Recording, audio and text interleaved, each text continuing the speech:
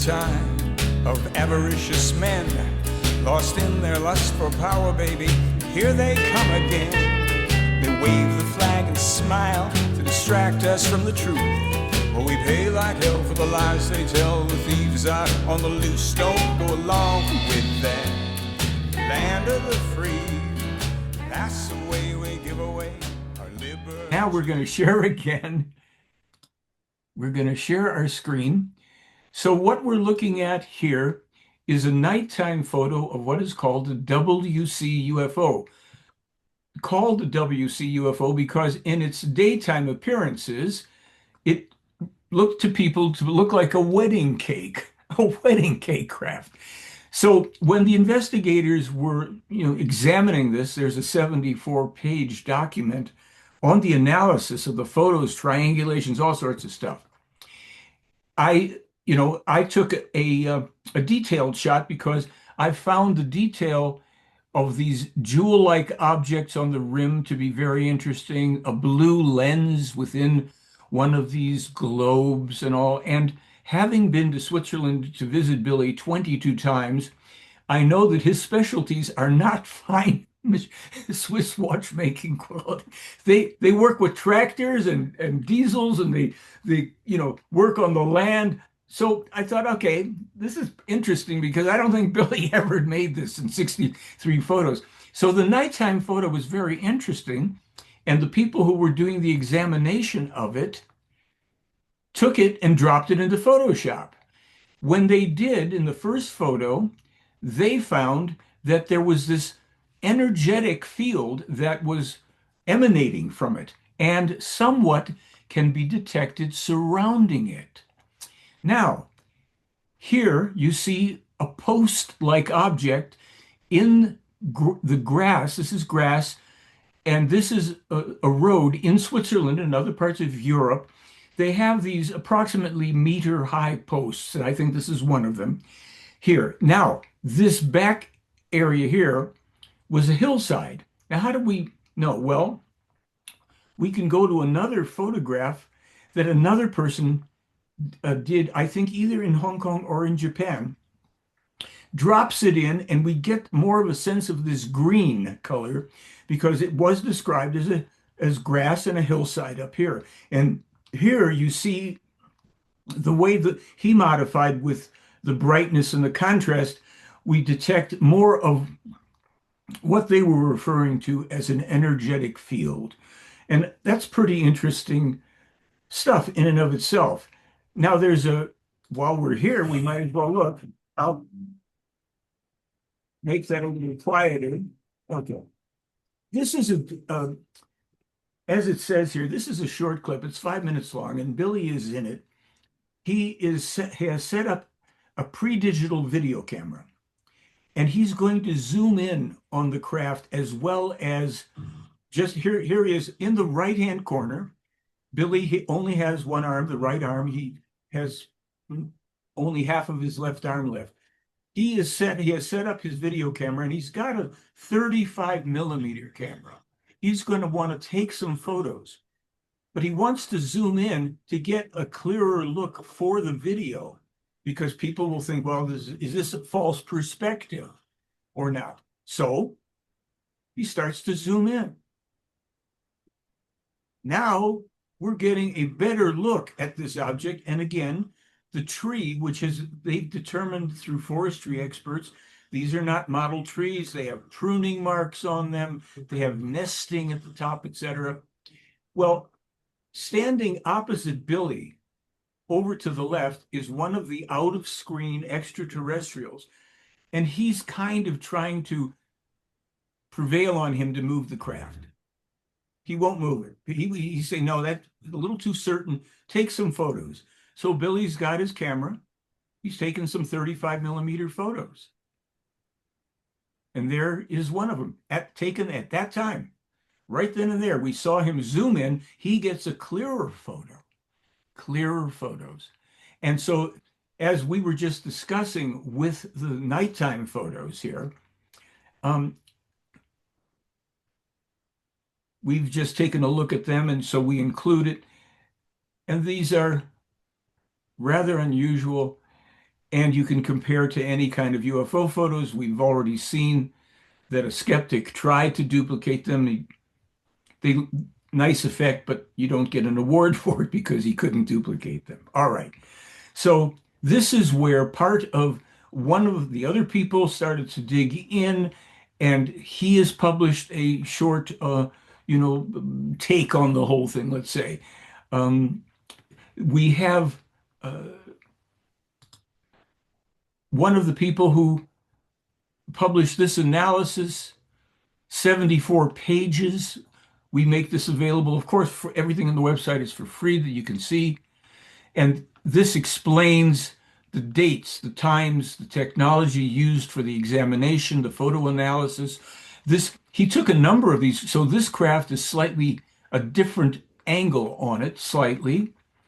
And he talks about what is in the background, how they could triangulate things and determine because they know what the object is. There's a carriage house there, etc. So they went to great lengths, and I'm not a photographic expert, so I really have often referred this to people who know far more about such things, and it's up to them. As I say, there's 74 pages here. They go into the geometry of things. They use Google Earth and different technologies, appropriate for the analysis, because in the foreground, with the camera that Billy used, objects often would appear clearer in the distance with some of the cameras. One of the cameras, it was clearer in the foreground. There's all sorts of things to be taken into consideration. So this is not something where somebody posted up and made a model that couldn't be debunked. And it doesn't mean that their analysis is absolutely correct. I can't say that. I can only say, here we have this. Now, here, this is a treetop fragment. This treetop had to be taken down because of finally either the radiation from the craft affected it or what have you. All the details are contained in here, but they go to great lengths to show you what they're referring to, what they're talking about, and then how they can determine the size of the craft based on all of this. Was this 14 feet diameter, whatever? But you'll find that there's food for thought here. And people who are scientifically minded, quite so as you are, as a NASA scientist, you may even have some associates who would be interested in looking at this.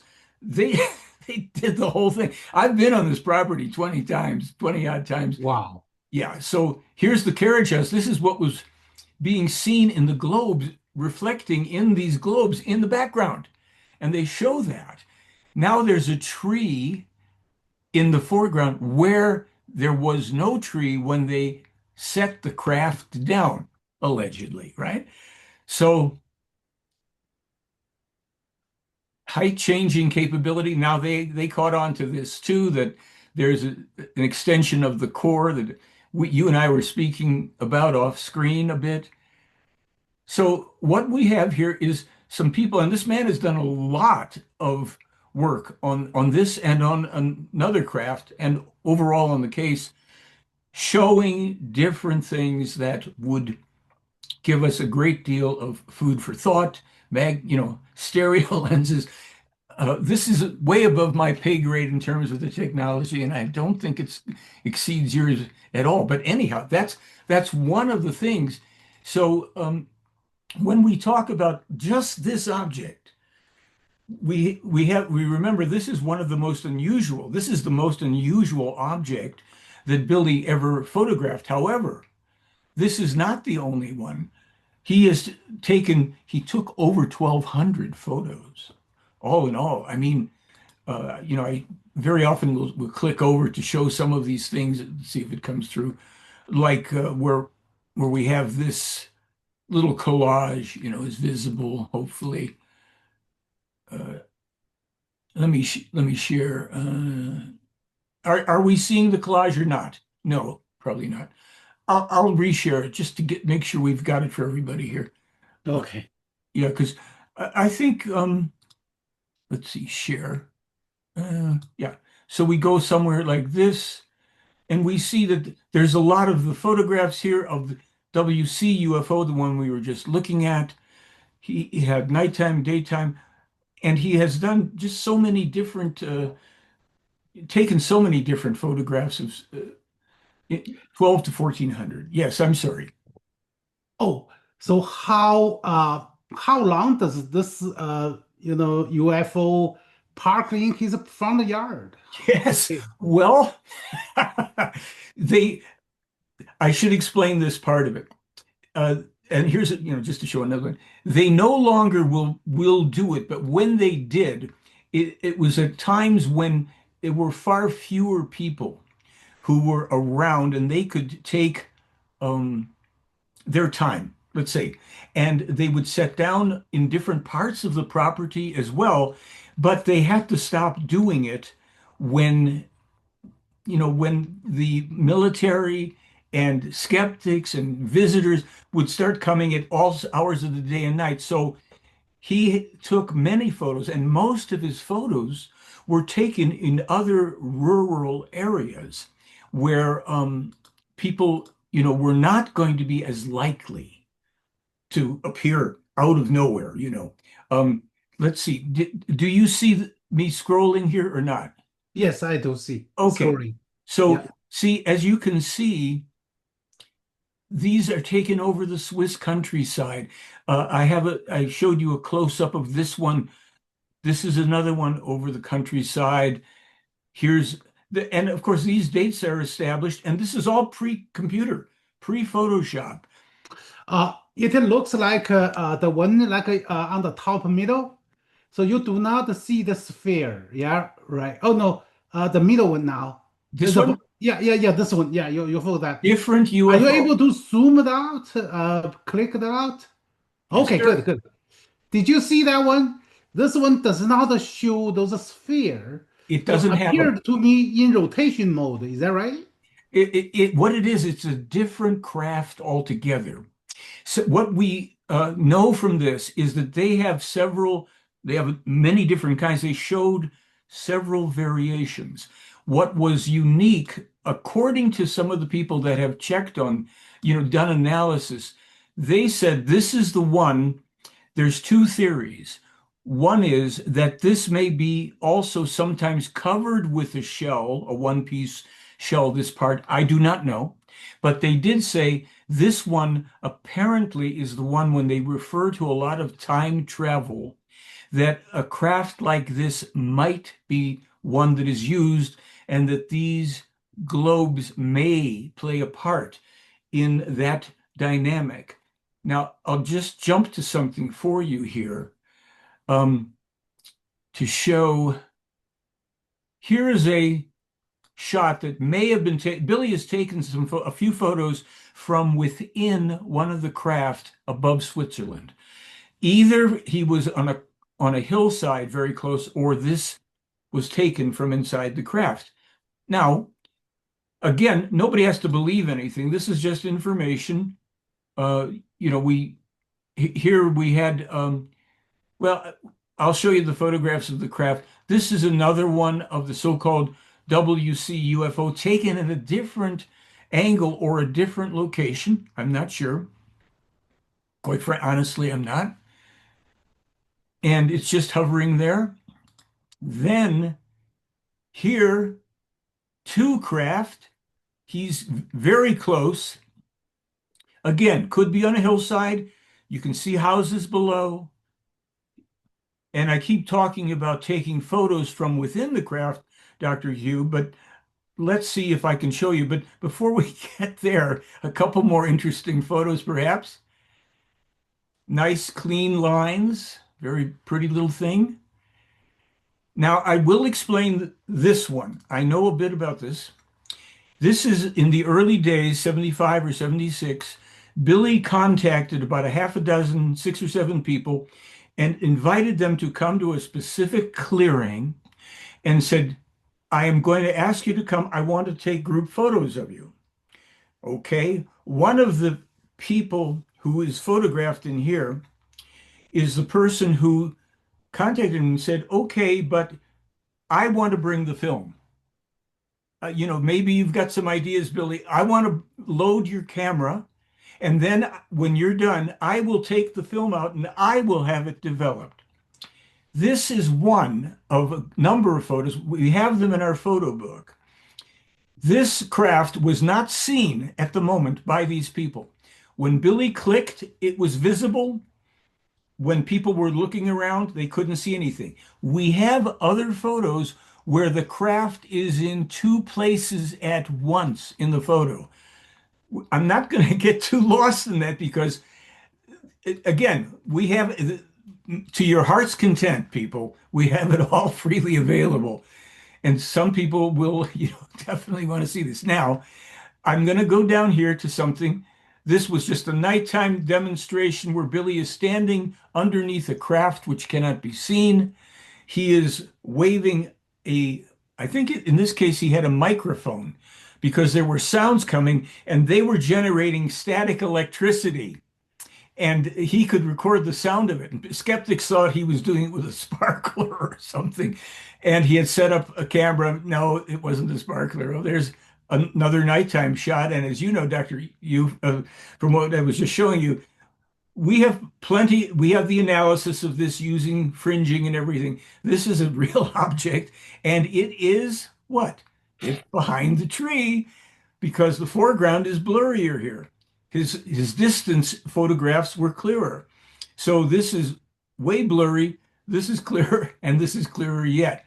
But just to get to the point of this, showing you this one, okay, these are early photographs from India, not as clear, 1964, very interesting stories about it. But what I want to show you here, this is a collage, actually. This is where Billy had taken on this particular day, I believe, perhaps 30 photographs of the craft, and some people took the individual photographs and overlaid them so they could get a panoramic take of it. See, the beauty of this was Billy would be told where to go and when to go, and he would shoot an entire roll of film, and you've got the video camera in the foreground, or a film camera in this case, perhaps.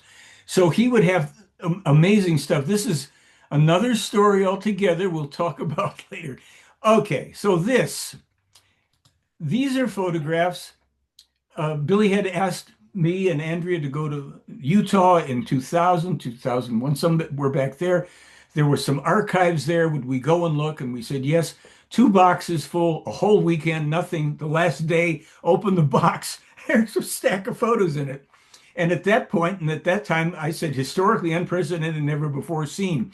Turns out some people had gotten some copies of this in the past, but here's where it gets kind of interesting, very interesting, I hope, for you. And that is that I took the photos, looked at them, they looked to me like they were photos from a cover of one of his books, sent them to Switzerland, and then I get back an email saying, no, that's something else. Really? What is that? See that? That plane, that we were able to determine with the diligent work of my webmaster, Melissa Osaki, that was a top secret stealth fighter, top secret at the time, stealth plane. And these photos, we only had maybe, I don't know, 7 of the 9 or something. Some people have found the others since then. It came around. Okay. And it goes back to that. Well, we had some enlargements done. My webmaster is looking and enlarging it. And here she gets a side view. And what she finds out as she keeps going with these photos, this was the F-117 Nighthawk top secret, which was filmed in 2019. But these photos that Billy didn't take them. We'll get to that. Here we go. First flight, 1977. Nighthawk. Now that we start to get to something interesting. I wasn't intending to go into this right away. Jaime Maussan in Mexico. He turns these photos over to a photographic expert down there who puts them in a collage form as well. And here's what we see, the pattern from those photos, basically. He left out a few, but here's the relationship, UFO to the photo. Okay, so it got to be very interesting because our our wonderful webmaster was able to locate the man who flew the plane on 1981. Our webmaster found him, a test pilot named Ray Farley. She was in touch with him. And the beauty of this, she found out when she examined these more closely, and I've got it, but I don't want to overdo this part because I haven't even introduced you yet properly, and I'm going to. What happened was she found out from looking at these photos that we have here, the plane is not black. It's camouflage. And Ray Farley was the test pilot for the only camouflaged one in 1981. And it turns out, according to the information in this case, it wasn't Billy Meier who was photographing this. It was the lead military investigator, Lieutenant Colonel Wendell Stevens, and the UFO was piloted by an extraterrestrial who had been supposedly Billy's second contact person, starting when he was 16 years of age, and she took Wendell Stevens forward in time to 81, took the photos, brought him back. He gets them to. This is a whole, for many people, it's a can of worms. For us, it's, oh my goodness, it's an interesting thing. So what I'd like to do is for a moment to be a little bit more appropriate here is to let people know a little bit about you, Dr. Yu. We started this in an unusual way because for the people who don't know, we got into a discussion before we started to record. So Dr. Weiping Yu is a distinguished physicist and crew spacecraft subsystem manager at NASA's Kennedy Space Center, where he oversees critical spacecraft systems for human spaceflight. He holds a PhD in engineering physics and is internationally recognized as the founder of the universal particle UON theory of everything, a revolutionary framework that unifies all fundamental forces and particles through a single magnetic particle, the UON. I hope I'm pronouncing that correctly. Exactly. Okay. The UON theory provides a coherent bridge between Einstein's relativity and quantum mechanics, offering testable insights, we love testable, into the origins of mass and charge, the true nature of gravity, and long-standing mysteries such as dark matter and dark energy. By reimagining the building blocks of the universe, Dr. Yu's work challenges entrenched assumptions and opens the door to transformative scientific and technological advances. Beyond his research, Dr. Yu is a passionate science communicator. He co-hosts, pardon me, the weekly radio program Science and You, and is a frequent guest on television, radio, and podcasts where he makes complex physics accessible to broad audiences. As a keynote speaker at international conferences and universities, he inspires curiosity, critical thinking, and innovation. At NASA, Dr. Yu combines pioneering theoretical insight with hands-on engineering leadership, emphasizing how individual contributions drive mission success. His career continues to expand the boundaries of physics, engineering, and space exploration, guided by his conviction that physics should be simple enough for a child to understand and powerful enough to change the world. I hope I got that right. Oh, thank you so much with such detailed introduction. Wow, it's a beauty. It's a beauty. So, I hadn't planned right away to jump into the UFO thing. Actually, I wasn't planning on doing it at all, to be honest with you, because as your introduction shows, you are quite knowledgeable, you are experienced, you understand the mechanisms and mechanics, if you will, of science.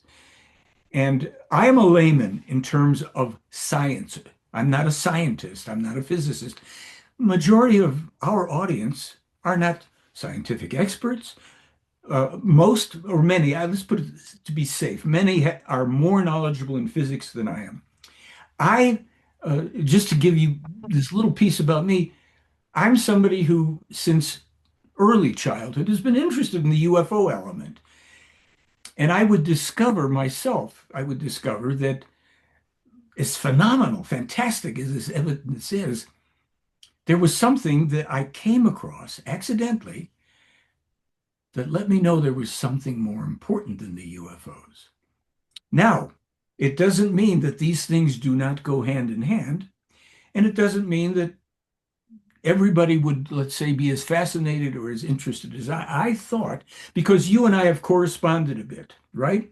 Yes. Now, before we get into what interests me the most, what would you like, additionally, the audience to know about you? How did you ever get open-minded, if you don't mind my saying, enough to allow, to invite, and to see presentations of information and evidence, however good or not good it may be, about UFOs and extraterrestrials? Please let my audience know a little bit more about how we have this conversation going on today. Oh, sure. My name Weiping Yu. I'm currently employed by NASA as a crew spacecraft subsystem manager. That's my day job. Okay. And so in my research at the time, so I developed called the universal particle theory of everything, called the U-on theory of everything, which united the universe through one single particle, one single force, one single field, and one single principle. And we do not need a multi-world, so one single universe to describe all the phenomena and in the world. So that's something I really passionate to do, and I like to share with you. So why I started, that's what you mentioned, but Sure. so what make you to start this one, right? Actually, uh, yeah, if I may. So basically, I started this conceive this idea like physics has a problem since my middle school year. When we study electricity, I could never conceive how could a electron as a solid particle traveling in a solid wire at near the speed of light. I just say how could solid particle can travel them, and so I thought physics has a problem. And another more decisive evidence, still in my middle school year, is the atomic structure. The modern atomic structure is Right. called the orbital or atom, orbital model of atom with the electron constantly running, right? In order to orbiting the called what is nucleus. So that's to me, that's a perpetual motion machine. We do no one believe we have a perpetual motion machine, right? In the violate the fundamental physical laws, conservation of energy. When you do rotational work, you create radiation, you consuming energy, right? Mhm. So that's why I violate. And another things, there is no any power could allow you to to do this kind of emotion. So okay, so at that point, I'm pretty sure, sure physics got something wrong. I waited for the rest of dozens of decades, waiting for decades, and I thought there one day somebody gonna tell me so those got wrong. After I get my PhD, started working in for NASA, still nobody tell me. So I thought, okay, so let me, since one thing about working for NASA is a NASA organization give a free hands, and to let you to do some kind of passionate job besides accomplishing your work, right? And I take that advantage, and so I find out actually I was right. Physics was wrong many, many years. It's over a century years ago. So I will explain. So that, Michael, you said that you are artist, right? You are not you artist major. You are not a scientist, but to the point to understand the physics. That's basically your whole life. Everybody's life experience, right? You're dealing with the real world. Your intuition, your instinct will tell you some things make sense, something does not make sense, right? So when I figured say, hey, so these things does never make sense to you, and then if you go further, study physics, you will exposed to quantum mechanics. Started with the classical mechanics, right? And the electromagnetism or electrodynamics.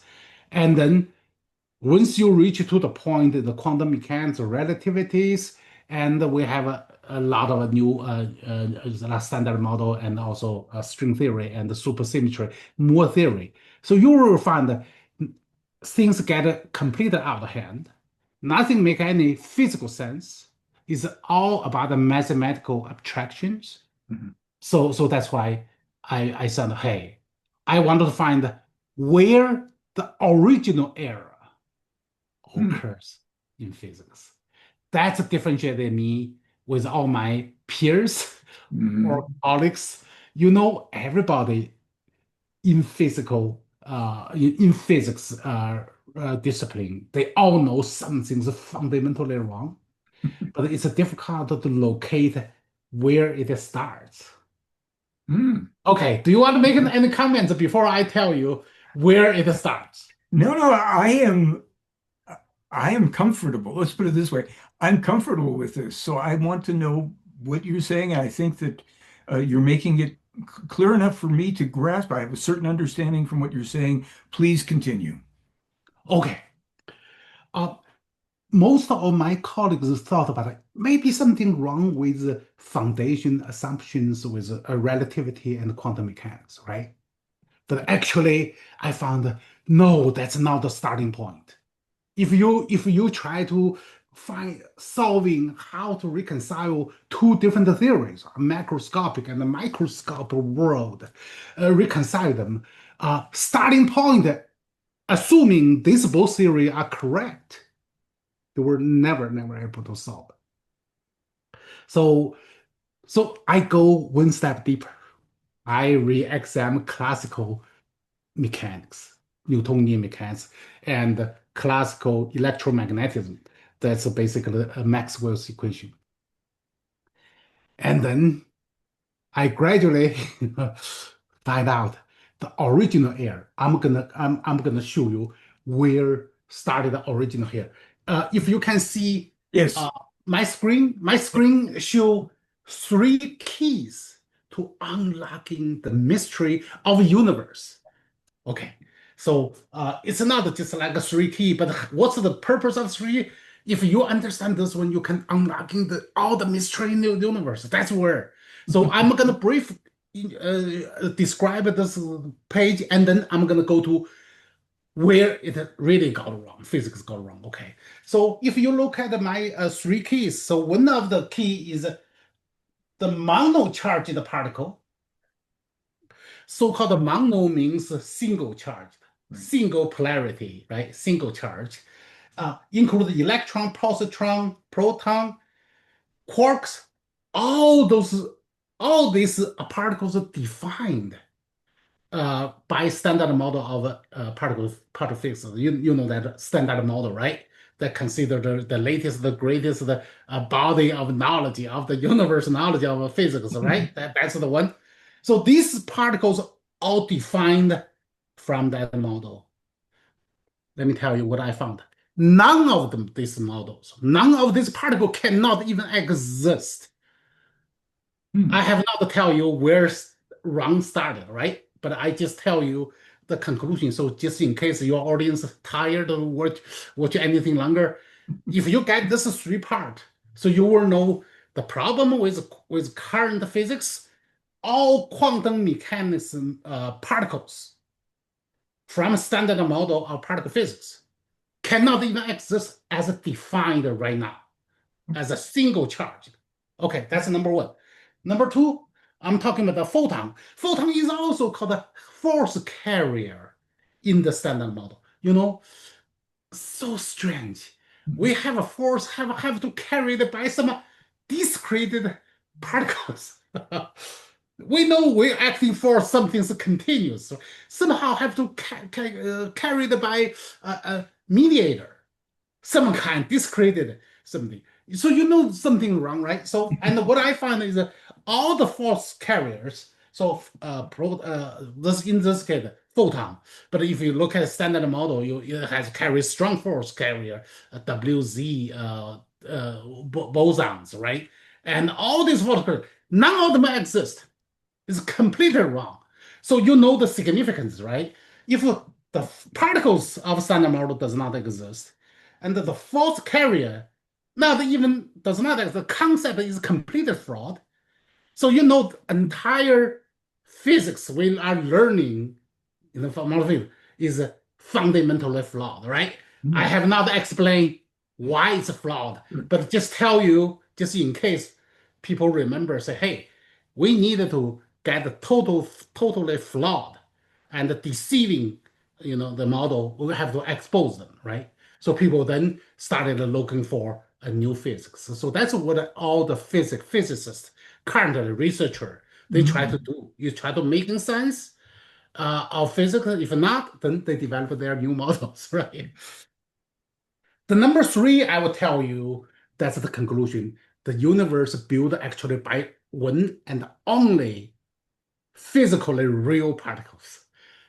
You know what? Magnet. And this particle, everybody knows. But this model, this magnet, is completely called entirely absent from standard model physics.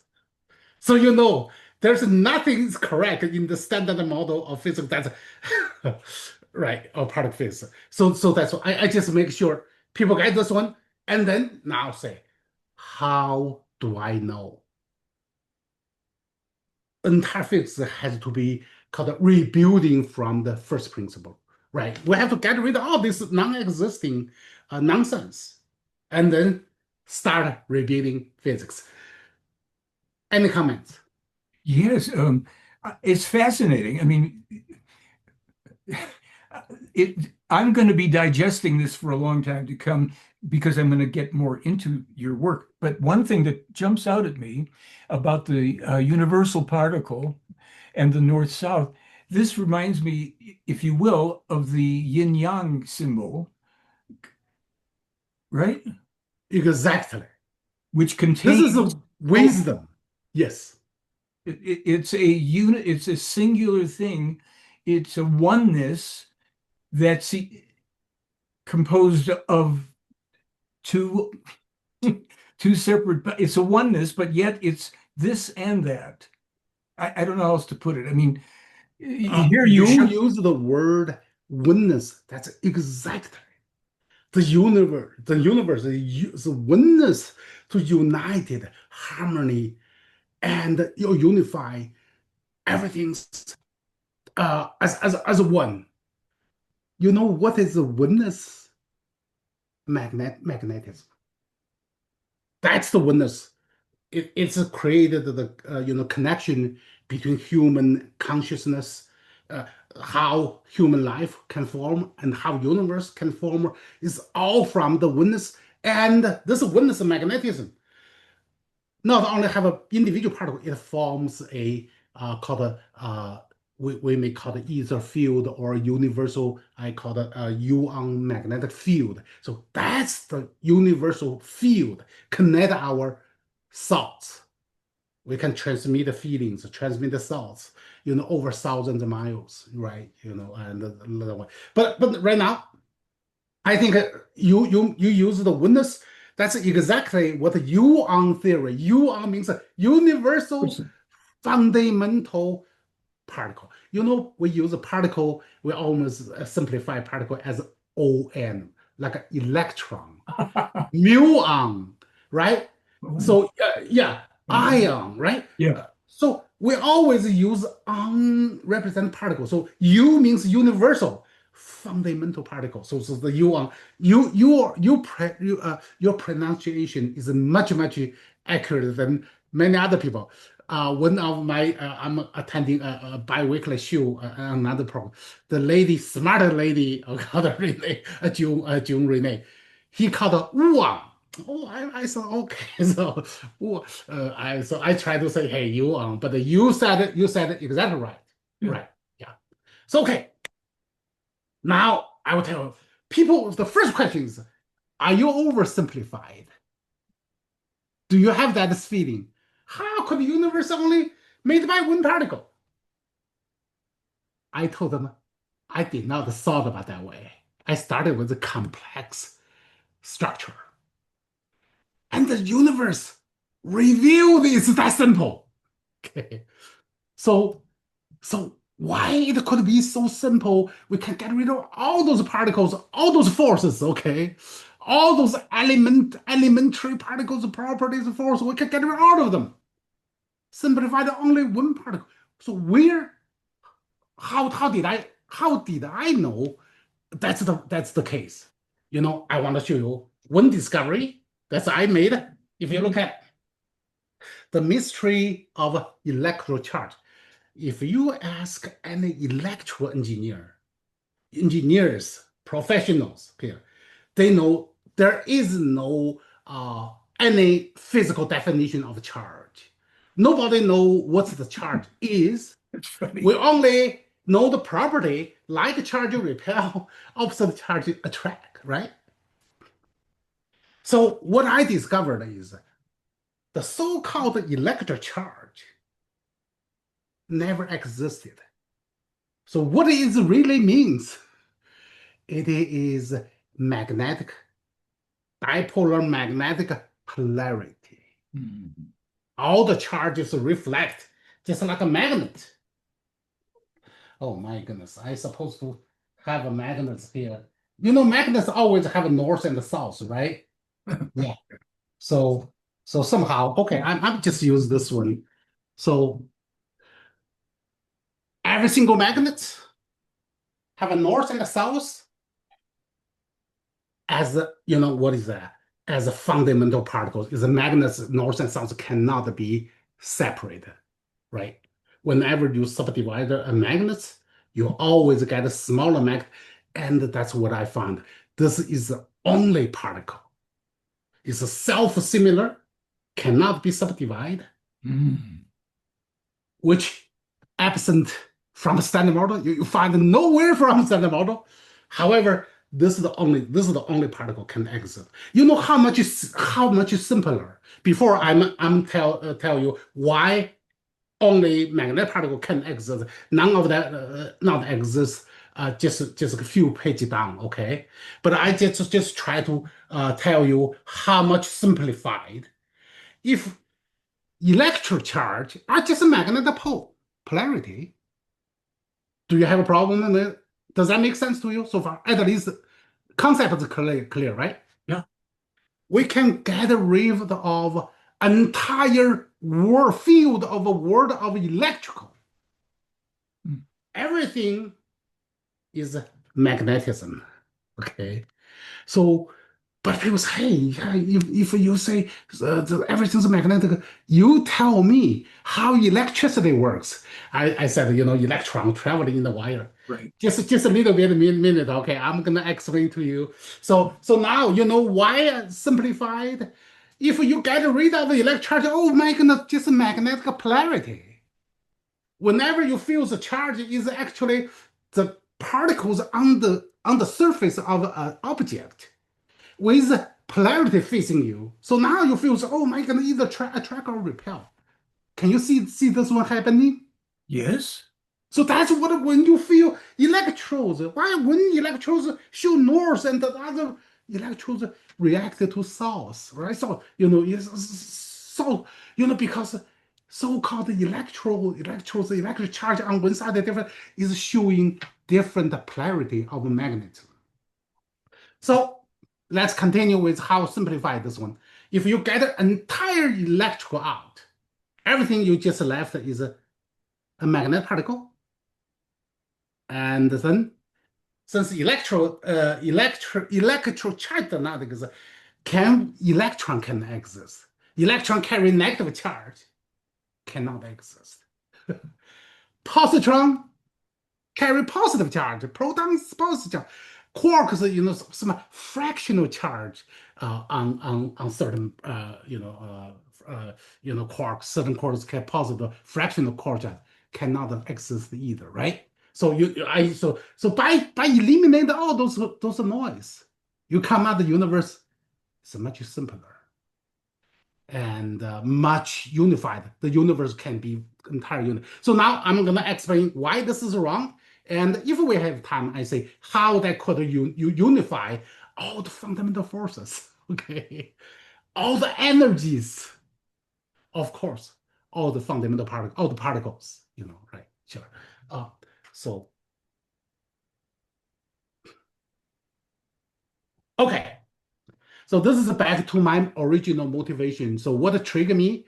So I briefly told you during my middle school year, the electricity, the particle traveling like a flow of the water flow, right? Called the flow of charge, or charge cannot flow, you say flow of a charge carrier, that's electron, right?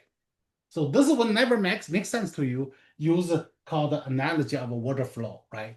And another problem motivates me when I see every single atom has an infinite energy, constantly rotating, exists in every single point of matter, right? I said, this is just impossible. So that's the initial motivation. And then I'm gonna identify the fundamental error. Are we good? Are we good? Are we good with time? And do you still follow me? Yeah, well, this is getting, I mean, it's a lot still for me to digest since I don't have a strong basis in physics. You're giving me all the steps and perhaps other people who are watching have the experience. You're going from A to Z. You're not assuming that people understand all that. And so I have a question. And the question is, since you are working at NASA with other physicists, astrophysicists, etc., how are they receiving this approach? That to me is what interests me right in this moment. Made me think, wow, you're in the bed of physics, astrophysics, all that. How is that working there? What's happening with that? I'm not representing the whole NASA, No, right? no, no, I know. Right. I'm gonna just say all my friends, physicists, colleagues, and peers at the Kennedy Space and the Space Center. When I did a first presentation in 2013 on the auditorium, is about 300 to 500 people in this auditorium. I made a presentation. People ask many questions, right? After the meeting, we form a group called Kennedy Space Center. That's a KIC, Fundamental Research, Physical Research Group. All those people make questions and actually turned believer. And we started establishing a network and constantly discussing. Let me tell you, I could not even find one single people object once they listened, understand what I'm talking. Now I try to expand it a little broadly. So I just wanted your audience to know, most people are not expert in physics, just like you said. Right. So of course, their judgment cannot based on single person's talk. They want to look at how the peers, how the authority see you, right? So that's something. So I just give you personal account to say, hey, if they really understand what I'm talking, they all converted. They all feel that this is the most making sense theory ever.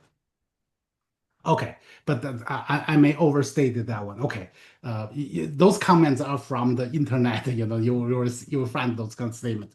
I'm not quoting them. Another way, you look at all this top celebrity physicists showing on TV and showing on movie documentaries. If you listen to them, those are talking about it. I'm just telling you something of the one I personally interviewed with my partner, so David Gronowski. He's the host of A Neighbor's Choice. I'm his host. So we interviewed Brian Greene, Michio Kaku, and of course Sabina Hossenfelder, and many people, and many others. I'm not gonna list all of them, right? And also engineer. We list. What's something in common between them? They all claim themselves. They are a founder of their own theories. They all have their own theories. Oh, okay. You see, Michio Kaku say he is co-founder of string theory, which Brian Greene may agree with that one too. Brian Greene studied what is called quantum mechanics, and then changing to the string theory, and for over, I believe now is 30 years now. Yeah, when I look at his videos in 2013, right? I believe at that time he already claimed studied 20 years, and many people teasing him, like Neil deGrasse Tyson teasing, hey, you claimed 20 years ago, so this is gonna be the biggest show. So after 20 years, do you have anything to show us?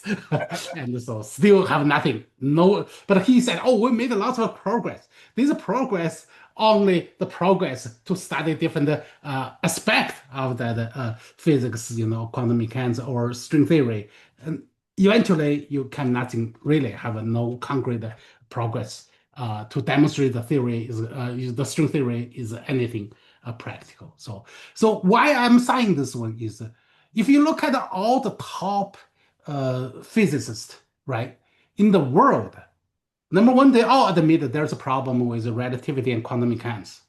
They cannot reconcile. If you go deeper, think, oh, their foundation is a problem. So I have to study string theory. String theory fundamentally completely different than any classical, including quantum mechanics or some of the other theory. It is completely denial any existence of physical particles. It consider the fundamental element is a strand of energy. Like a string, called a strand of energy. When you vibrate at different frequency will correspond to different mode of the string, right? They said you have a different elementary particles. Any finite string,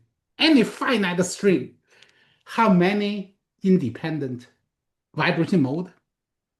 Infinite. So that means you have an infinite number of elementary particles, infinite vibration mode.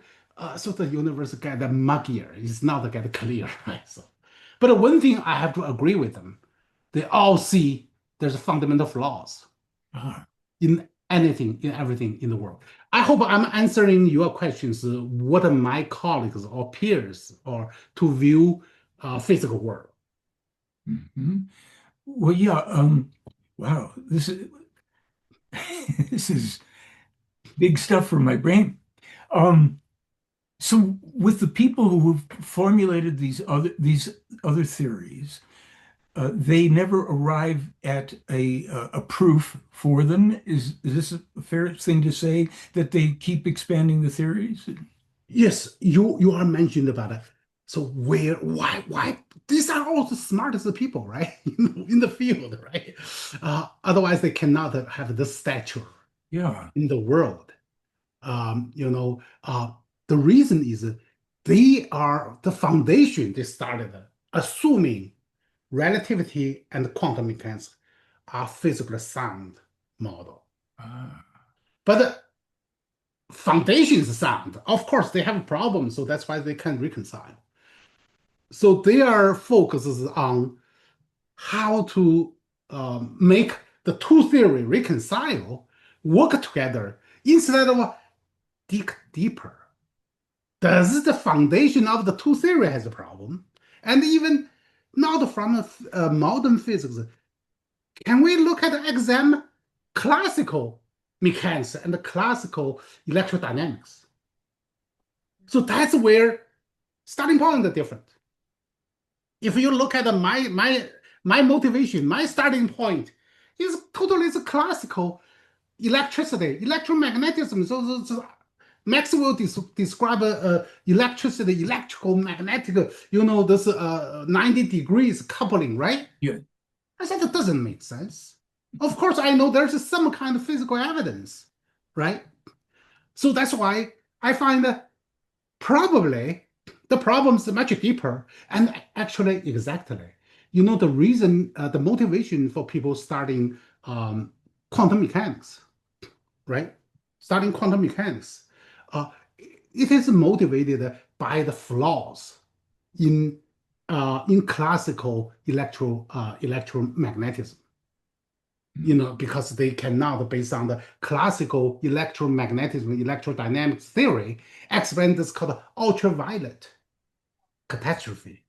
There's a black body radiation. We try to use classical formulation to make sense. No, you can never describe them. So that's why Maxwell, Max Planck try to describe them, find no, I cannot solve them. So Max Planck started the idea called quantization. So we have a minimum size. Any physical phenomenon physical object cannot be smaller than that size. That's completely break. This is a mathematical trick in Max Planck. Try to solving called ultraviolet catastrophe problem. So if you limited light particles, light as a physical particle, Right. you can imagine as a particle, it only have a limited smaller size, has to have a certain size, right? Have a kind of a certain mass, a certain size. If you starting from that at the minimum size, you avoid the ultraviolet catastrophe because anything, all the theory, classical theory go beyond the particle size. Because now you have an electrospectrum, the amplitude goes to infinity. So you basically, if you use a finite number to represent the size called the minimal size of the object can exist, and then you totally avoid infinite singularity. Wow. Does that make sense to you? Well, quite honestly, you've taken me to a place where I am, I have to think more deeply about it because I'm so unfamiliar with the field as such that you are not only conversant with, but you're immersed in. And I think in that sense, uh, we have an audience that goes from here to there with varying degrees of understanding and knowledge. And some things that you were saying were triggering at the same time alternate thoughts that were related to my pursuits with the material I study. And if I may, I'll say a bit about that. So you have you have an uphill battle.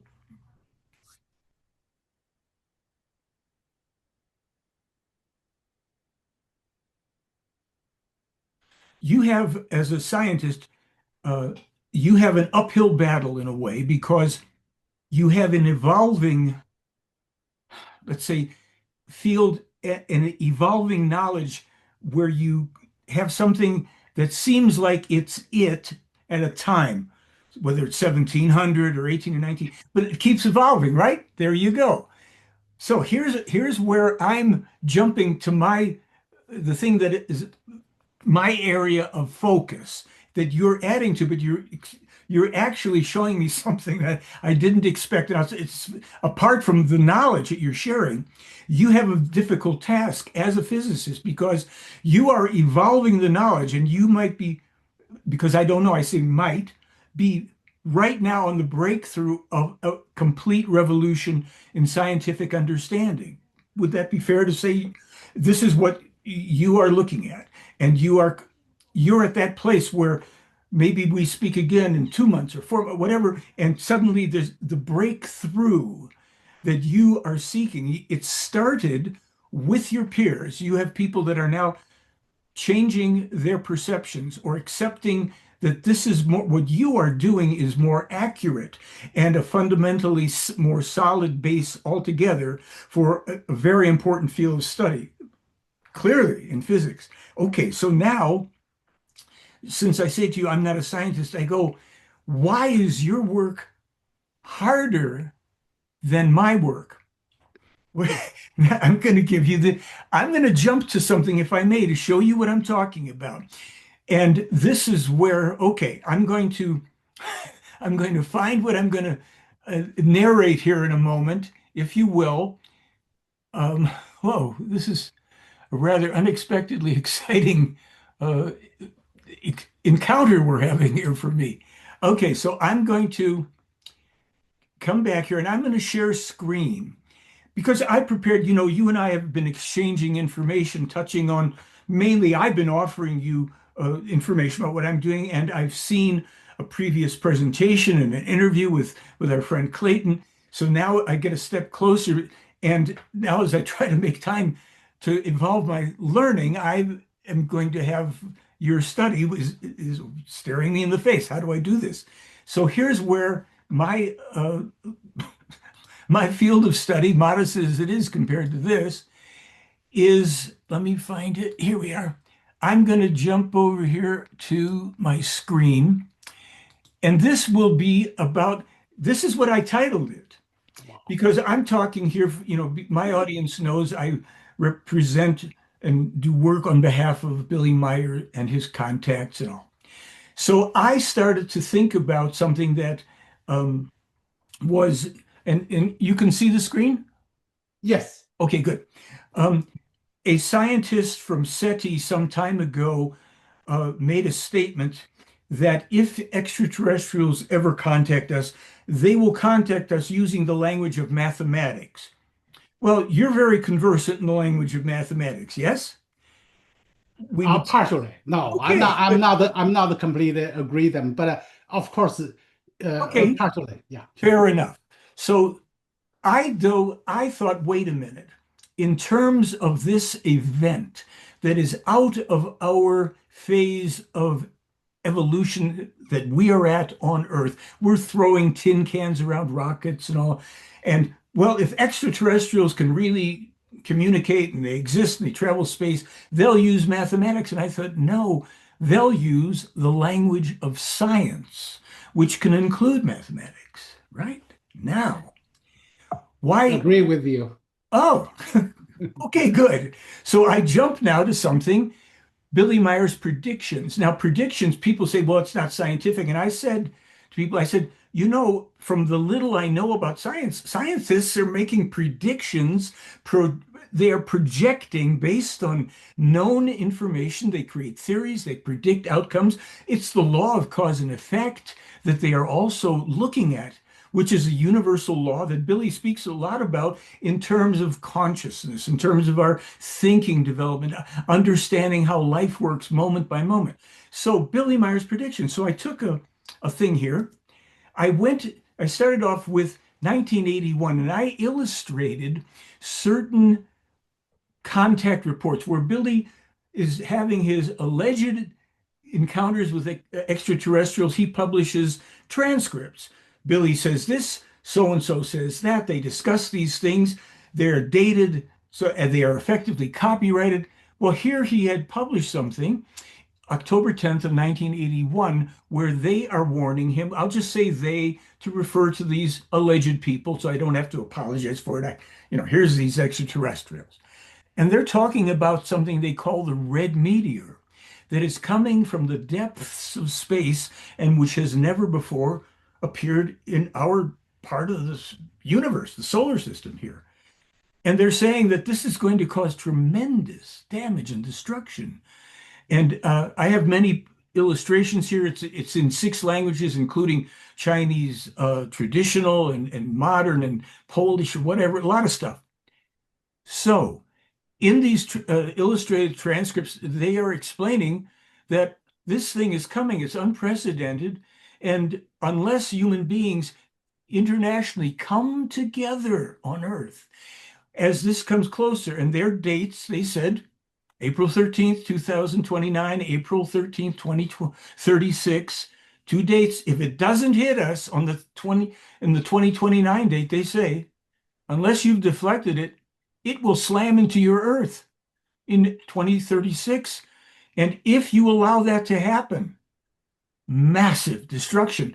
You must put aside your petty, relative to life squabbles and international things and have the best of your scientists, your NASA, they didn't name them, but internationally, European Space Agencies, Chinese Space Agency, NASA, come together and deflect it. Don't blow it up. Don't try to blow this thing up. Well, what are they talking about? They're talking about asteroid Apophis, which NASA discovers in 2004. How do we know? Well, we can get into that later, but I'm going to just tease you because we're about to embark on my easy role compared to your difficult one. And let's see what you think about it. So they have laid all this out about this danger that is coming and that we've got to get past. Our squabbles, no solar sail won't work, blowing it up won't work, nudge it. Because as you know, something here coming this way, here, if you go just a little bit, it goes here. You don't have to move it tremendous. Just nudge it at the right point. Explode a nuclear charge. Nudge it. So this had attracted my attention long ago. This whole idea of speaking to us through the language of science. Well, what else have he done? But before I can run crazy with that, I have to say, do we need peer review? Now it gets easier for me than it is for you. Why? Exactly. Okay, here's the reason. As you know, a peer is somebody of equal standing, age, abilities, experience, knowledge, wisdom, all the rest, professional status. And you try to get peers to come together and evaluate your theory, your evidence, whatever. It's a quality control process, okay? In this field that you're in, you have peers, and you've even said in our interview so far, our conversation, if you will, your peers, you have people that have now come to understand they're abandoning previous models and saying this makes more sense. Not a bad thing to have a peer review come up to say, right? Now, but here's the difference. The Billy Meier case. There are no experts who, I state, this is my saying it, who possess comparable requisite qualifications, because I don't know of any scientists who are going to do what I will show you Billy has done coming up. So confirming copyrighted dates, that's a legal standard. That's something that is established. It's a matter of law. You can go in and win a case in a court saying, well, they stole my song or my movie. Here's my copyrighted. Okay. When you verifiably publish the information, and then you compare them, in Meier's case, to the first known official publication. What I'm saying, my theory, since I have to have a theory here too, is that anyone can determine the truth for themselves if they do this step. What's the step? What do we have here? Well, let's start here where Billy is speaking. I like starting because this is silly. The first two I'm going to give you are silly things in a way, except I feel they're so profound that it will be lost on many people, but I think you'll understand why I'm bringing it up. The question is asked in 1987 by Billy of one of his friends, what's the original color of the material universe? 1987. He's told at that time that it's beige. And I like to say beige is a color that can go with almost anything. It's very nice. So maybe it goes with the universe. In 2002, Glazebrook says the color is not turquoise or aquamarine. It's closer to beige. So I go, wait a minute. My head is going like this. How and why does a simple man living in the mountains in Switzerland with one arm, who is very familiar with the hard work of being on the land, tell us in 1987, oh, the universe?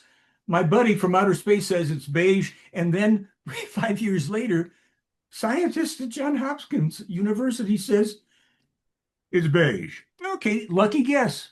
Maybe. We don't know why he asks in 87, but it's a lucky guess. But then he says, well, wait a minute. This thing about Eros, the asteroid, blue dust or blue material covering the surface of the space projectile. If I remember, it's so big and this, that. And then his alleged extraterrestrial friend says, well, there's a possibility that it could fall to Earth in the foreseeable future. That's less than 3%. Blue, and they're talking here about something that's supposedly blue, 1987. So down here in 2001, scientists have observed ponds of bluish dust, and Eros has a 5% chance of colliding with Earth, says one scientist. Earlier, a scientist in 1998 says about a 5% probability of everything hitting Earth. But wait a minute. They've observed in 2001, 4 years later, they're reporting that there are ponds of bluish dust on an asteroid, and Billy Meier published this in 87? Well, as we contemplate, and I'll move through this so we don't overspend time because we're going to return more also to your work, but we're going to go back and forth, I guess. Mars. Okay. So in 1976, and I remember reading this, I held a paper in my hand that I got in 86. In 1976, Billy's asking about floric or faunic, microscopic life forms. Could they exist on Mars? Well, he's met, with an answer here because they were also talking earlier on about water. Mars has much more water than science has assumed. Surprises are in store. The floric and faunic world can absolutely be found on Mars. Then life on Mars could prove true, he asks. Yes, it's in the compass of possibility because these forms of life exist on Mars. She adds, though, that the planet destroys other forms of life by its contrary to life nature. Now, I'm going to editorialize so I can go to the proof, but first I will tell you, I had subsequently found out that they had analyzed the soil on Mars to find out that it has perchlorate in it, which is a toxic substance. And this was just a bypass mentions here in 76, but we'll jump to this thing about floric and faunic and water. Well, in 1996, scientists, NASA's Johnson Space Flight Center had discovered evidence for microscopic fossil life in a meteorite from Mars. 1996. Wow. And when we go now to this other report here from Billy Meier in 86, I'm jumping to it because previously we speak about water. Here and they talk about rivers that are now partially filled in by dust and volcanic ash, 1986, and the size, 1,000-fold more water than what is found in the largest rivers on Earth, huge quantity. And then that is, affirmed to him, but his contact person, the person he's speaking with, says truly enormous rivers that were dozens and even almost 100 kilometers in diameter and that were thousands of kilometers in length. Well, in 2001, partly buried under a veneer of volcanic lava flows, ash fall, and wind-blown dust, confirming what we just heard. Here's something. Discharge as much as 50,000 times the flow of the Amazon River, and giving other sizes for the amount of water that would have been in ocean. So this is conforming to what this man was told. Now, here we have something, and I'm going to, in a moment, I'm going to interrupt myself because I want to know what your own tolerance for is. I have maybe 15, 20 slides more, but this is about water. Again, now they're upping the ante about where the water is, how it flows, and where it will have been discovered in the form of ice and snow, proven by probes on Mars. This will happen. And at the very end, the final certainty will be obtained at the beginning of the third millennium, and to be sure by a Mars probe that will be called 2001 Mars Odyssey. This was verifiably published in 1987. Now, it gets corroborated. Yeah. First time that I could find in March 2002, when they talk about the first major discovery, extensive evidence of amounts of water ice, actually evidence of extensive amounts of water ice below the surface. Then it goes on South Polar region. They had mentioned that. Enough frozen water to cover the whole planet. Frozen water lurking below the Martian permafrost. But here's the kicker. This was predicted 14 years earlier when Billy Meier named his alleged extraterrestrial friend, says it'll be called the Odyssey, Mars Odyssey. It's published 14 years earlier. Now, out of respect, of course, for the time I've jumped in a little on yours, I have several more. I think maybe you will want to perhaps return. If it's not inconvenient for you, I want you to return to your presentation and then you can give it back to me. We can go back and forth here if you want.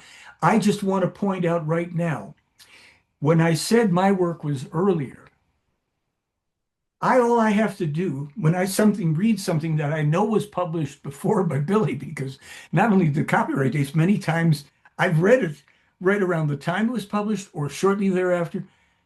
And then I find, and people send me, hey, didn't Billy write about this? So this is a standard of proof. It means certain things to us, if quite possibly. How? Why? What's the global meaning about us on Earth? And let's just say there's no extraterrestrials. How could the man do this? That's worth the price of admission too, right? So I'm going to come back now. I'm going to stop my presentation, as delighted as I am to rattle on about it. Let's get back here, because this is where I was saying, and I interrupted you at this point of saying, well, my work is easier than yours. What are we going to do with all of this? I'm sitting and speaking with you. You're about to revolutionize physics as we know it.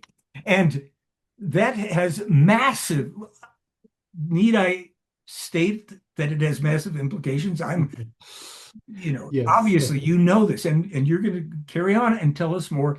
And then at a certain point, give it back to me, because I want to know what your thoughts are and will be about such a thing as Yes. as we have with this, because this is where I come from. I happen to see an interview of you. You were mentioned on a site, LA Awake or something, and then I turned and I found an interview, and I'm looking at this. So now, will you carry on and tell us more? And then when you want to take a breather again, because we're going to have a long thing to put out for the world here, my friend, please. Sure. I want to commenting all the evidence you provided. Okay. It's about the UFO photos. That's astonishing to me. That's amazing, right? Of course, I have some questions, but related to Billy Meier's prediction, I wanted to let you to know from a scientific aspect, from my view, if you based on the scientific principle, Yes. like I studied the origin of universe, origin of life, origin of consciousness, it's all fundamentally started one magnetic particle, magnetism, right? Yes. So I can tell, so all these predictions actually aligned very well with the natural laws. Yes. So that means if you have established your fundamental laws, you can make this prediction as just following natural laws, and there's no surprise. Just say I have equations, I can predict the exact location of where Earth is located relative to the sun. So I believe, so scientifically, many natural phenomena prediction can be achieved by maybe not a highly decorated, a genius like Billy Meyer, and average or above average scientists. So they can say, if Earth can have water, and Mars is the closest, closer to the planet, and with a similar environment to Earth, why not Mars has have a potential water or life or something, right? So this kind of. However, if you nail down the time to reach that, that goes beyond another level, right? You have to match the time, the exact location, divided something. So I do believe that. So I just give you my thoughts. In scientific world, I predict life, like alien life, could exist somewhere other than solar system. I do not even believe that's called a prediction. I believe this is a natural natural extension of natural laws. So yeah, it Right. just could happen that way. But whether they can travel to Earth or we can someday reach to them, so that depends on the technology advancement and and our limitation for biological beings, right? So Right. that's a totally different issue. Yeah. Well, let's take that little bit right there, because I think obviously you're correct that an understanding of natural law of science will, when a mind is put to that task, it can start making these projections and come up with things that will be confirmed to be accurate. The difference here with, let's say, with Billy Meier's material, um, for instance, in a subsequent part here, I speak about, I point out that not only did he predict black holes before I could find that they were confirmed, not theorized, but confirmed. He predicted various manifestations of them, how they were formed, how they were at the center of galaxies, how there were rogue wandering black holes, um, all sorts of specifics that were subsequently then the matter of confirmation through observational science when the telescopes were powerful enough to do it.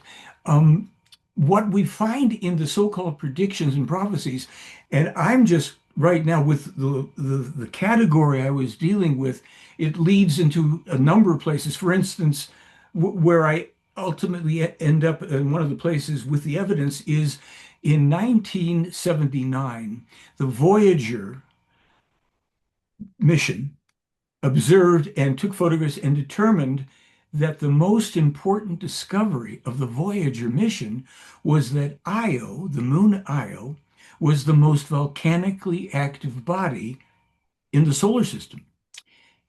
October, I think it's the 18th of 19, October 15th or 18th of 78, Billy Meier is in a conversation. I had it in my hands. I read this stuff in papers and in books. He's describing being in a craft with one of these people and commenting, and he says, like, I remember that you said to me that Io is the most volcanically active body in the solar system. Yes, that's correct. He goes on to describe then the nature, the composition of the ejecta, sulfur ions, the velocity at which they are propelled from the eruption, the fact that a certain percentage of them are taken up into Jupiter's rings, that a volume of them are not propelled with enough force or attraction from Jupiter to escape the, I'll call it the gravity of Io, and they settle back down. He's describing this, and they settle down on the surface of the planet, which is populated by numerous volcanoes with an unusually smooth surface, which is accounted for by these fine particles. He also says, he mentions there that there is a very thin, barely visible ring around Jupiter, and it's explained to him what this is. Now, these things, which I show in the later slides, were only confirmed. First of all, the basic information is confirmed by NASA in March 12th of 1989. I get in touch with a Professor Joseph Vaverka from Cornell University, who was involved with this mission. I call him on the phone and I ask him if I can send him information. Yes, you can.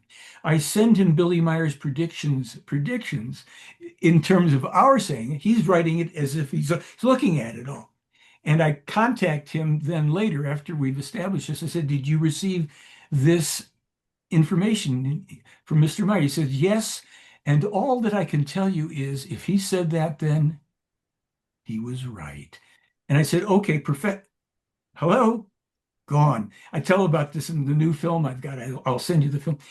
So subsequent, a year after that, there are new discoveries about the thin ring of Jupiter that is barely visible. It's referred to as a faint ring. I've got the press release that was put out about it that Billy had already included a year earlier. So what I'm driving at is, yes, scientists, there's no doubt. I mean, because science is confirming their destruction, their predictions, and then what doesn't fit is that's so far we have over 250 from Billy.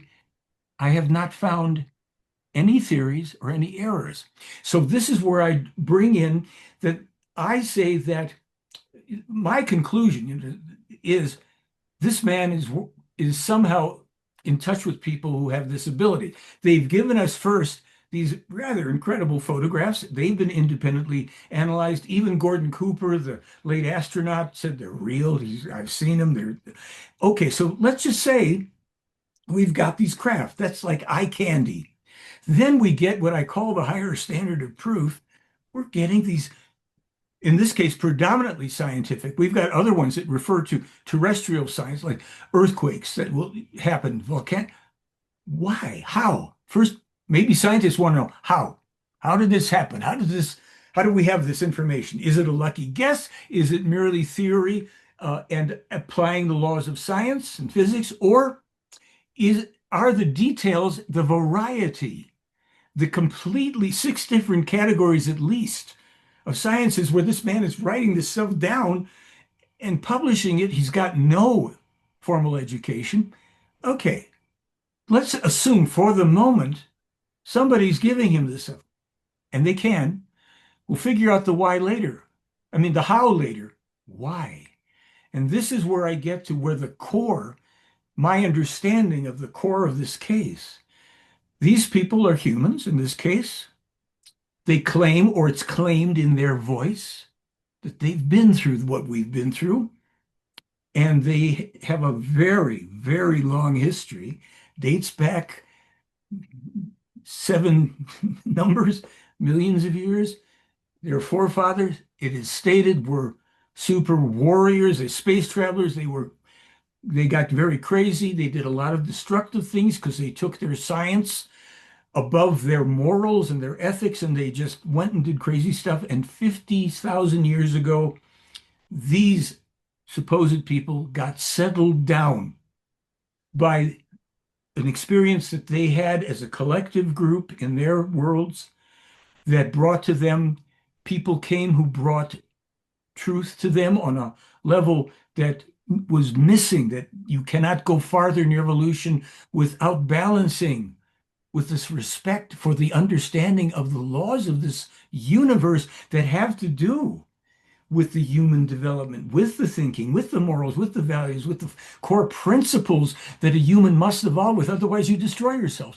Okay, they took the advice, and there was a scientific experience that they had. And now they have this self-obligated mission to come to us, but they can't come here and land and start doing because they claim we'd go crazy. That's right. Therefore, right? Yes, I agree. please. I have 2 questions Yes. related to Billy Meier and Sure. something. I just threw both questions together, and then you can explain to me. One thing is, I wonder, you devoted your whole life to this project, right? I very much admire you, your devotion, your passion, and your loyalty and selflessness, and you spend your whole life. Probably that's very high quality friends to me. So you are just in that level. So my question is, where do you think Billy Meyer's knowledge come from? Okay, let me list the list so then you can know. From a divine knowledge, or is it personal intelligence, or because alien passed the knowledge to them? This is the first question. Okay, Yeah. let me through the second questions. And another regarding his prediction. Did he have any scientific prediction? Say, does he believe Big Bang started the universe? You mentioned a black hole, so now I know, okay, does he believe antimatter? Does he believe the universe? Yeah, of course, have a beginning of if he believe Big Bang, anything have beginning must have an end, right? So I want to say, hey, the second one is there any scientific prediction beyond just hey, Mars have life, have water, right? Yeah. Okay, so Okay, uh, tell me. these are the important questions, existentially most important questions, aren't they? And this, when I was a child myself, in 10 years of age, I used to try to figure out how anything could exist. I'd look outside, wait, that's space. And yeah, there's stuff out there, but that looks like it goes on forever. How did anything ever come into existence? Nobody could answer that question for me. Even now, that's Ah, the origin of a universe, origin of a life, and yes. origin of consciousness. Now, exactly. These are the most fundamentally existential questions in existence. And guess what? Yes, Billy Meier answers them. Now, Wonderful. I cannot tell you that I can prove it. I cannot tell you it's factual like any of these things that went before. But these things that went before give us a reason to pursue investigating the material because of where it leads. And what you've just touched on is the core reason. And it is the reason that Meyer wants this material known because it answers these existential questions that could help us to literally survive. Humankind needs to start embarking quickly on an examination of many things, and there are people that are doing it because our threatened future survival. I'll come back to something you just said, then we'll come right back here. Does he have any future predictions and things?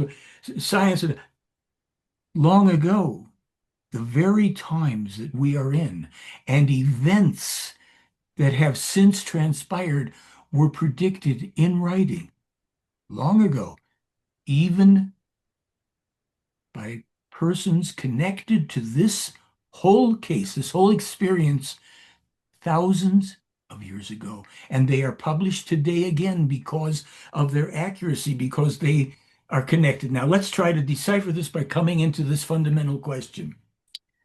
Billy uses a word, U-R, meaning the very, existence, the very beginning of existence. He has a book where the word is used 7 times. It was translated, but unfortunately poorly to all of our dismay. But I can give you a fairly safe kind of an overview answer. There is something I always refer to as the void. And maybe it's referred to space is referred to as void, but space is not the void. We'll get there. He uses this term nihilo or nihilo, Nihilo, the vast nothingness, nothingness. And we can look it up for more refinement. I've never actually looked the term up. I always sensed, oh, this is the great nothing.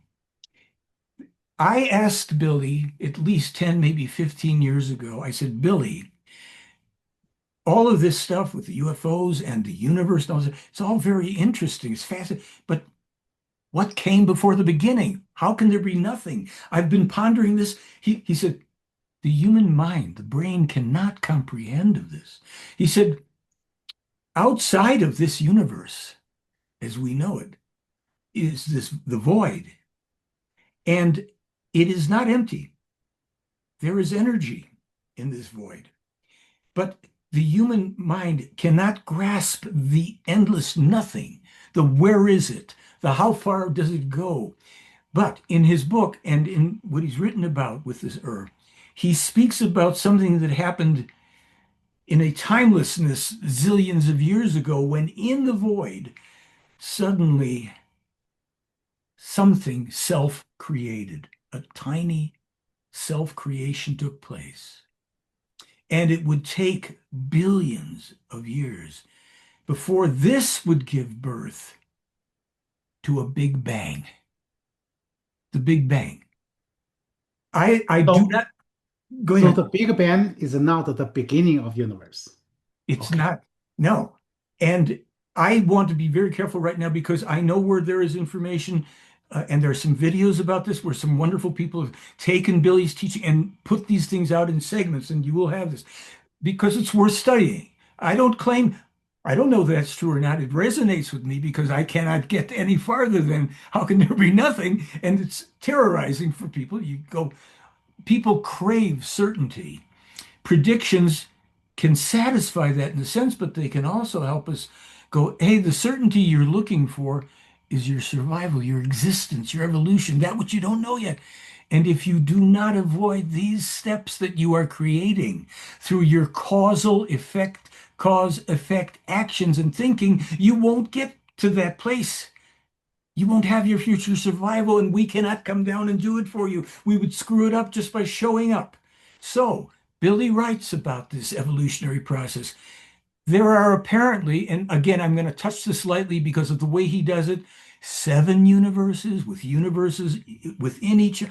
There is stuff here that, as a physicist, you will grapple with it in a way that I am slower, certainly, to grapple with. And I'm not going to try to and then screw up, falsify the teaching here. It's there in abundance. The speed of light at the beginning of the universe, Big Bang, what the speed of light was, how, how, the distances that were, the things that he specifies should be juicy for scientists because they're giving facts and figures and numbers about things that you must come to your own conclusions. I am not qualified to. I am fascinated.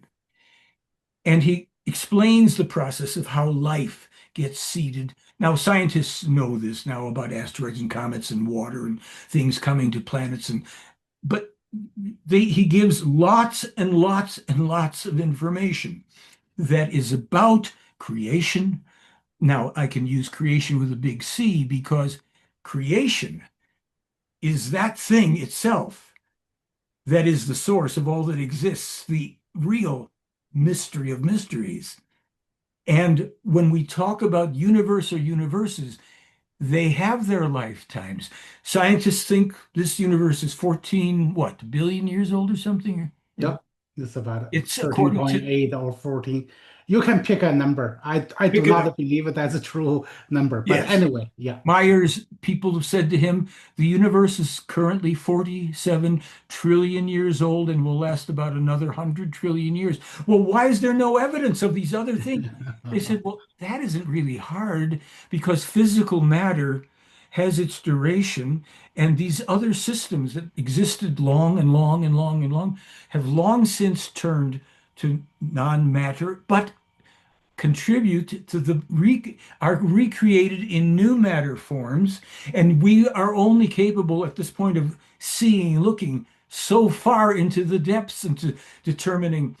And they said, your scientists are on the verge of lots of creational understanding, and the verge may be a year, 20 years, 100 years. We are on an evolutionary path of discovery that really science is going to be responsible for. And you used other words too, spiritual consciousness. The evolution, Billy has said in a film we have, you will have all of this stuff. The meaning of life is the evolution of consciousness. That is a very loaded statement. What does that mean? The meaning of life is the evolution of consciousness. It isn't to amass endless quantities of material stuff that decays and destroys. It isn't to dominate each other. It's an evolution because remember you spoke about this oneness and the great oneness that is the universe. And Meyer speaks about the oneness in relationship, the oneness factor of things. And he says, love, I'm going to paraphrase, is the knowledge of the certainty of the oneness of everything that exists, the connection, this interconnectedness of oneness of everything. So physics and consciousness, they have to. They can't be out of control. There's some societies where people maybe are a little higher in this and lower in that, but we have got to move. We've got to bring our evolution to this place where this theory of oneness that you recognize, the theory of oneness that the consciousness teaching is all about on every level, these things will come together.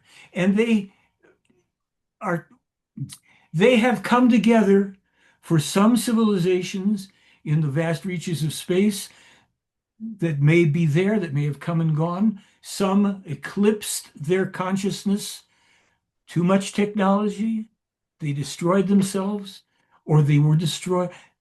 It's a wild crapshoot. If this thing's going to last for as long as they say, life, the creation has given the possibility through its universal immutable laws for human beings to venture here, to venture there, to make tremendous errors that can take hundreds of years to rectify, can they? Until somebody comes along and says, that doesn't make sense. How's about this?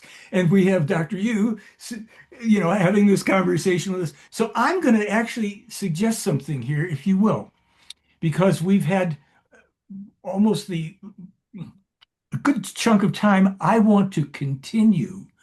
I would like to pick up in a soon to be, at your convenience and mine, continuation of your principles, starting with this 1984 thing. There will be plenty of scientists that we will hopefully be reaching out to, that they will join us for that. And then we will visit some more of this. But I think you've gotten also the idea that we have available, because we have to hear from your aisle. We have to hear those of us that are interested in UFOs and things that are not, for the most part, for most people, proven. Although we say, yeah, we can prove it to scientific certainty. But let's talk to scientists about what they're doing, right? And then Thank you. this is how we find out. And then we can use some simple, let's say, legal methodologies. When was this published and that? What are the implications? Where does this lead? Because I think, Billy, there are scientists that do take his material seriously who don't speak up because they don't want to be ridiculed. But you're honest. You're saying there's this, there's that. We talk about it. So if I may say so, we will continue this conversation. I'm going to prepare it for distribution for people. I find that you have given me a lot to take some time to sit and think about, to see if I have any questions myself based on the very little I know. I will toss out thoughts to you that I will ask you to come to answer in the next presentation, the next conversation.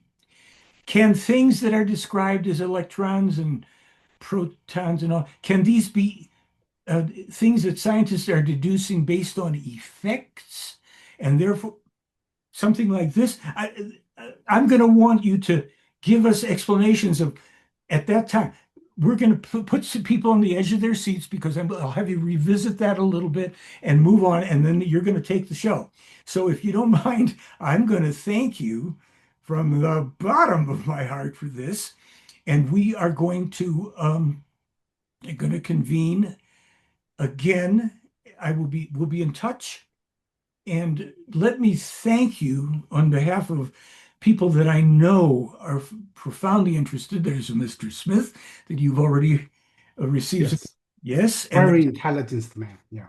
Really, there are others that work with him who are physicists and mathematicians. So we are not out on the fringe here. It's just a lot of people sit more in the background and are waiting for intelligence people who are on the breakthrough edge of science and are spokespeople for that adventure to come forward. And I thank you for doing it. So with that, I will stop. Would you like to say anything in conclusion at this point? Oh, sure. I'm going to say a couple sentences, and then I can start it from my theory. So where do we left over? Okay. One thing I try to say, hey, to you and to your student, I see a lot of similarity connections between this yuan theory and Billy Meier's philosophical thoughts. I believe it could be, think this way. So the so-called yuan theory is Billy Meier's 2.0, and I'm going to provide more clarities to his idea. So I hope you guys listen. We'll see. Okay, we are not philosophically agree, and we have a lot of clarity, and this can serve as a foundational principle. Everybody can use the principle apply to the other planets to the future. Is that Good. all? Yeah. And I say, in all fairness to you, because Billy has written over 60 books, and they're not about UFOs, only maybe a couple discuss it. They discuss things that are much more compatible with your thinking, and I'm sure enough said there. What we will do is we will develop this conversation so that we can find where we can keep building on it. What are you bringing? What does he have? What does that mean? Okay. And go ahead. Wonderful. So Okay. now we basically will continue Yes. the same philosophy, philosophical continue and or scientifically go go to the next level. Okay, I want to bring clarity and make this one even higher level Great. than Billy Myers. Okay, I hope Wonderful. that's a compliment to his continuation. So we are talking about the fundamental problem where this problem started. You already read it, Yes. 1784.